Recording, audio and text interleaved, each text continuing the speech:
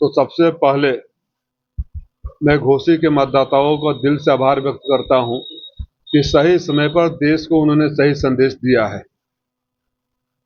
उस संदेश को सत्ता में बैठे लोगों का अहंकार अगर पढ़ने और समझने न दे तो ये उनकी समस्या है, लेकिन देश की समस्या और प्रदेश की समस्या इस सत्ता में बैठे हुए लोग ही है, ये घोसी की जनता ने बता दिया।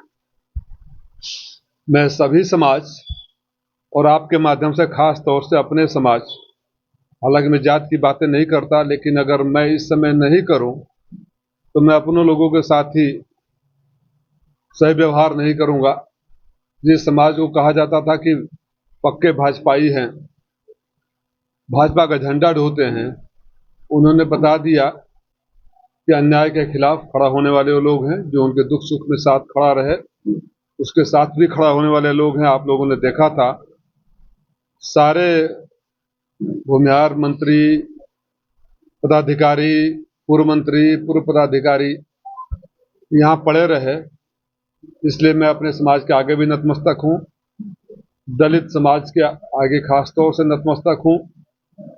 उन्होंने सही फैसला लिया और सभी बिरादरियों का वोट मिला। उन सारे लोग जिन्होंने हमें सहयोग किया, उनके पार्टी के राष्ट्रीय नेतृत्व की तरफ से मैं आभार व्यक्त करता हूँ। दूसरी बात मैं ये जो कहने आया हूँ, जिसका अनुभव मुझे अच्छा हुआ, कि मैं इसको स्वीकार करूंगा कि घोसी उपचुनाव में गांव-गांव की पतली गलियों में भी जाने का मौका मिला, उन सड़कों पर भी जाने का मौका मिला।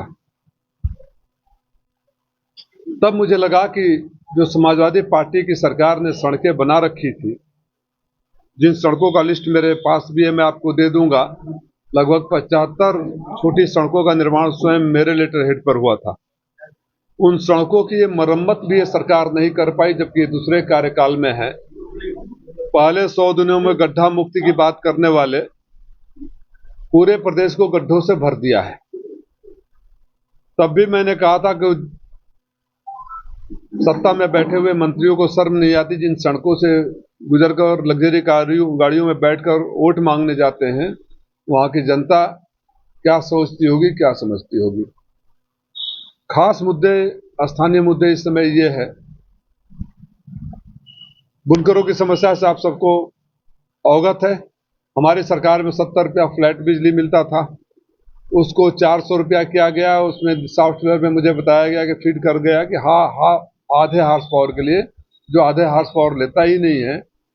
तो बुनकरों को एक तो बिजली नहीं, हम लोग का हाल चिराग तले अंधेरा वाला है, उसके ऊपर से पहले से ये सरकार मार कर रही थी कि उनकी बिजली का मांगी करके बिजली नहीं देना। गरीब बुनकरों के साथ जुल्म सितम पहले से चल रहा था। चुनाव में जो हुआ, जिस तरह से पुलिस तांडव हुआ, आपने देखा।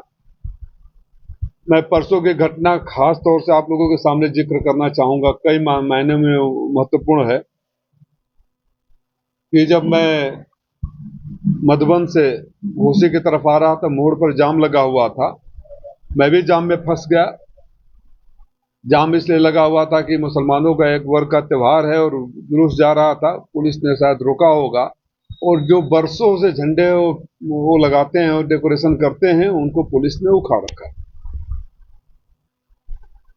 मुझे रोका गया, मैं रुक के बैठा, चाय पी रहा था। लोग बताने लगे कि वहाँ के कोतवाल बड़ी परेशान कर रहे हैं, हर रोज गलियों में यहाँ घुसकर दुकानों को, छोटे छोटे गरीब बेचारे हैं।